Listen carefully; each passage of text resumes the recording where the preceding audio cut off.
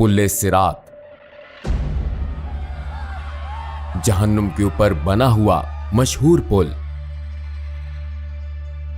बिलाशुबा हम सब इस पुल को पार करेंगे जो बाल बराबर बारीक और तलवार की धार जितना तेज है।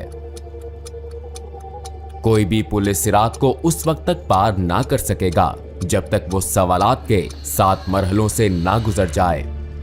7 सवालात 7 मुख्तलिफ पड़ाव पर। ये 7 सवालात क्या हैं? क्या आप इनका जवाब देने के लिए तैयार होंगे?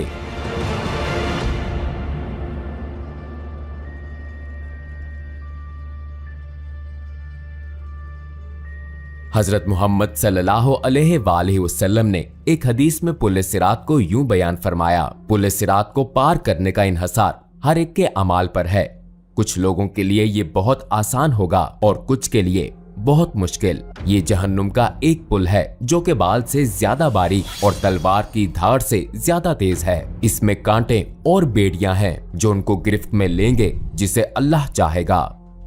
कुछ लोग इस पर से पलक झपकते गुजर जाएंगे जैसे रोशनी की रफ्तार हवा की तरह, या आली नसब घोड़ों और सवारियों पर। फरिश्ते पुकारेंगे, ऐ परवरदिगार सलामती फरमा, ऐ परवरदिगार सलामती फरमा। वो लगातार पुकारेंगे। वहां ऐसे लोग होंगे जिनको खराश भी ना आएगी, और ऐसे भी होंगे जिन्हें हथौड़े से मारा जाएगा, और ऐसे भी होंगे जिनके चेहरे आग में झोंक दिए जाएंगे। जी हाँ, जैसा कि हदीस से साबित है कि लोग खुदा की बारगाह में अपने दर्जात की बुनियाद पर इस पुल को पार करेंगे। कुछ लोग इसे रोशनी की रफ्तार से पार करेंगे जबकि दूसरे रेंग कर इस सफर का इख्तिताम करेंगे। जैसा कि कुरान मजीद की सूरा 79 आयत 6 में दर्ज है कि हजरत इसराफील अलैहिस्सलाम 2 दफा सूअर फूंकेंगे, और पहली दफा सूअर फूंकने पर सिवाय उनके जिसे अल्लाह सुब्हानो ताला चाहे, जमीन और आसमानों की हर चीज उसकी हैबत से लरज उठेगी और उसके साथ ही कयामत बर्पा हो जाएगी।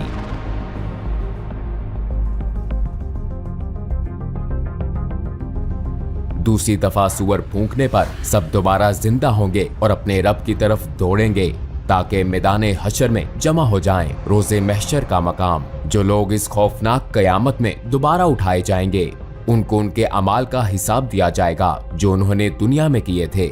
जैसा कि कुरान मजीद की आयत में बताया गया है, दाएं हाथ में अमाल नामा पाने वालों के लिए जन्नत की बिशारत है, और अगर अमाल नामा बाएं हाथ में या पीछे से दिया जाएगा तो ये जहन्नुम के अजाब की वईद है।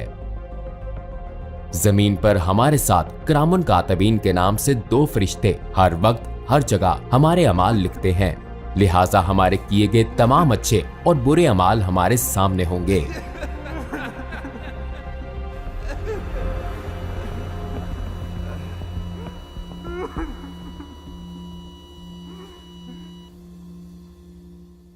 अमाल नामे के हवाले से सूरह कहफ की आयत नंबर 49 में बताया गया है, और उनके सामने अमाल नामा रख दिया जाएगा। फिर तू मुजरिमों को देखेगा, उस चीज से डरने वाले होंगे जो उसमें है, और कहेंगे अफसोस हम पर। ये कैसा अमाल नामा है कि उसने कोई छोटी या बड़ी बात नहीं छोड़ी मगर सबको महफूज किया हुआ है, और जो कुछ उन्होंने किया था सबको मौजूद पाएंगे, और तेरा रब किसी पर जुल्म नहीं करेगा। रोजे महशर अमाल नामा हमारे सामने रखा जाएगा। एक दफा अमाल नामा मिल गया तो हम अपनी मंजिल के करीब पहुंच जाएंगे, लेकिन आखिरी मंजिल से पहले एक और पड़ाव भी है, एक ऐसा पड़ाव जो बाल से बारीक और तलवार की धार से तेज है। एक ऐसा पड़ाव जिसे बगैर किसी इस्तिस्ना के सबको पार करना है।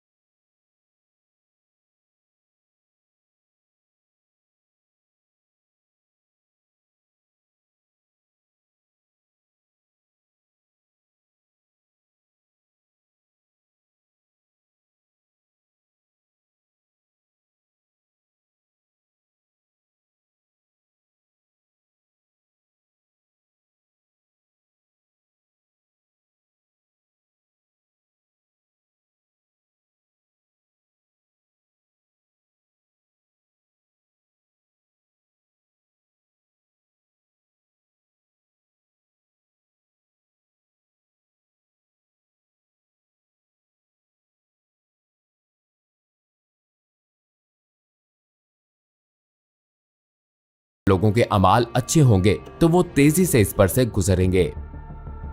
लिहाजा पुल सिरात पार करने के लिए आपसे क्या पूछा जाएगा? पुल सिरात पर हर एक से उसकी जिंदगी के अच्छे अमाल और गुनाहों के बारे में पूछा जाएगा। जैसा कि हमने शुरू में कहा कि पुल सिरात को 7 मरहलों पर सवालात के बगैर पार नहीं किया जा सकता। 7 पड़ाव के 7 सवालात। पहले पड़ाव पर जो पहला सवाल होगा वो हमारे ईमान के बारे में है। अगर हमारा ईमान कामिल है तो हम बासानी पहले मरहले से गुजर जाएंगे, लेकिन काफिर पहले ही मरहले में जहन्नुम में जा गिरेंगे। हम जानते हैं कि उन लोगों का आखिरी ठिकाना जहन्नुम है जिनको ईमान लाने का मौका दिया गया लेकिन वो फिर भी ईमान नहीं लाए।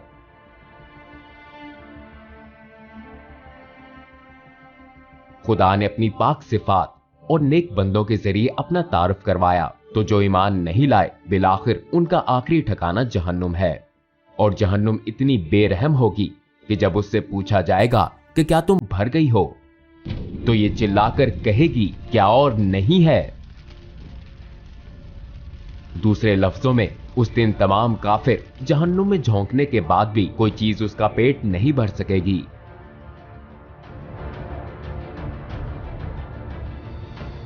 लेकिन डरे मत, अगर आप ईमान लाए और आपने नेक अमाल किए तो आपको रोजे महशर की सख्तियों से पलक झपकते ही छुटकारा मिल जाएगा। बिल्कुल ऐसे जैसे हजरत इब्राहिम अलैहिस्सलाम आग में सही सलामत रहे। अगर आप ईमान लाए लेकिन खुद को बचाने के लिए अच्छे अमाल जमा नहीं किए, तब भी आपके पास मौका है, वरना आपके गुनाह कांटे बनकर आपका पीछा नहीं छोड़ेंगे। अगर आप इन कांटों से पीछा छुड़ा लेते हैं तो बहुत अच्छी बात है, लेकिन अगर ऐसा ना हो सका तो जहन्नुम की आग आपको निकलने की मुंतजिर होगी।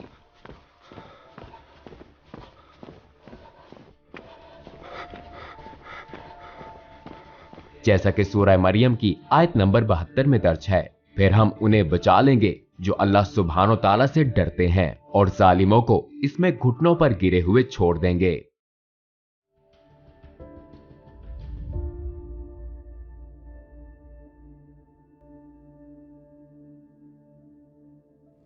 आइए इस पर बात करें कि हम इस पुल को कैसे पार करेंगे, जहां जहन्नुम अपनी तमाम तर होलनाकियों और दहशत के साथ हमारे कदमों तले होगी।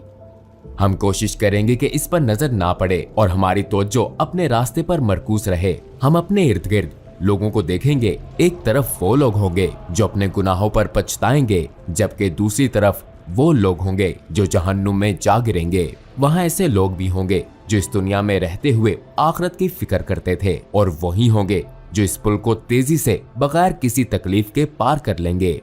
पहले सवाल के जवाब में कामयाबी के बाद हम वहां पहुंचेंगे जहां दूसरा सवाल पूछा जाएगा। हमसे यहां नमाज के बारे में पूछा जाएगा, जो कि ईमान के बाद दीन इस्लाम का सबसे अहम सतून और इसके बुनियादी अरकान में से एक है। आपकी नमाजें जितनी मुकम्मल और खालिस होंगी, आपका हिसाब उतना ही आसान होगा। लेकिन अगर आपकी नमाज सही नहीं है तो शायद आपके अकीदे की इमारत गिर जाएगी। हमारे प्यारे नबी सल्लल्लाहु अलैहि वसल्लम ने फरमाया, नमाज दीन का सतून है, जिसने इसको तर्क किया बस उसने पूरे दीन को मुनहदम किया। अगर हम जहन्नम की आग से बचना चाहते हैं तो हमें यकीनी तौर पर अपनी नमाजें एक इमारत के मजबूत सतून की तरह कायम करनी होंगी। अगर हम जमीन पर सुई के नाके से भी जहन्नुम की आग देख लें तो सजदे से सर नहीं उठाएंगे। ठीक है, हमारा ईमान मजबूत है और हमारी नमाजें भी दुरुस्त हैं। अब हम तीसरे मरहले में दाखिल होंगे। अगर हमने दुनिया में खुदा के माल को उसकी हदायत के मुताबिक खर्च नहीं किया तो अगला सवाल हमारे लिए परेशान कुन होगा, क्योंकि हमसे पूछा जाएगा कि हमने अपना माल कहां खर्च किया और किसके साथ बांटा। क्या हमने ज़कात अदा की? हमसे सवाल होगा। इस बारे में गौर कीजिए, आपने जिंदगी इस ख्याल के तहत गुजारी कि खालिक का अता करदा माल आपका अपना है और ज़कात जिसका हुक्म खुदा ने बांटने के लिए दिया, आपने इसे मुस्तहकीन को देने के बजाय उनसे छुपाने को तरजीह दी। हमें ऐसी सूरत हाल से अल्लाह की पनाह मांगनी चाहिए। अगर हम अपना माल छुपाएंगे तो जन्नत भी हमसे छुप जाएगी। अगर हमने अपना माल खुदा की हदायत के मुताबिक कमाया और खर्च किया तो अगले पड़ाव पर हमसे रोजे के बारे में सवाल किया जाएगा, जो कि हम पर इसी तरह फर्ज हैं जिस तरह पिछली उम्मतों पर फर्ज थे। अगर हम इस पूछ कूछ के दौरान काश जैसा लफ्ज अदा नहीं करना चाहते तो हम पर लाजिम है कि माजी में हीलों बहानों से जो रोजे छोड़े हैं उनकी कज़ा अदा करें। इसके बाद हम 5वें पड़ाव पर होंगे। इस पड़ाव पर हमसे हज के बारे में पूछा जाएगा। अगर आप माली मसाइल की वजह से हज नहीं कर सकते तो माली इस्तेहकाम के बाद जिंदगी में एक दफा जरूर हज करें। अगर हम इस्तात होने के बावजूद हज अदा नहीं करते और बहाने बनाते हैं तो हम संगीन नताइज का सामना कर सकते हैं। छठे पड़ाव पर हम इस मौजू की तरफ आएंगे जो बिना इस्तिस्ना के हर किसी से मुतल्लिक है। ये मौजू हकूकुल लिबाद और सिला रहमी है।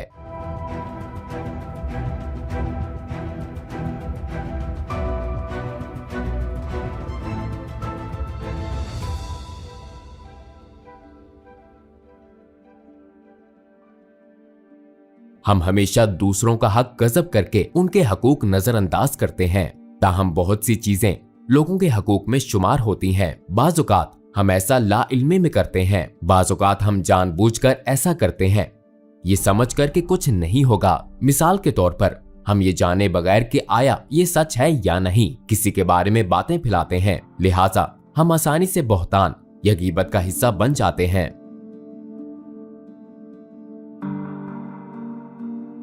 हमारे दीन में खानदान और रिश्तेदारों का तस्वुर बहुत अहम है, लिहाजा इसको बहुत अहमियत देनी चाहिए। ताहम हो सकता है कि हम अपने तमाम रिश्तेदारों के साथ हमेशा ना रहें, हमें उनके कुछ रवैये नापसंद हो, लेकिन हमें उनसे मुकम्मल कता ताल्लुक नहीं करना चाहिए। आइए सहाबा कराम रिजवान अल्लाह अलैहिम अजमाइन की हयात पर नजर डालें। चंद सहाबियों के वालिदैन मुसलमान ना थे, लेकिन उन्होंने फिर भी अपने वालिदैन को खुश करने की कोशिश की, सिवाय उन मामलात के जिनसे खुदा ने मना किया था। जब हम उन तमाम मराहिल से गुजर जाएंगे तो हमसे तहारत यानी गुस्ल का सवाल होगा।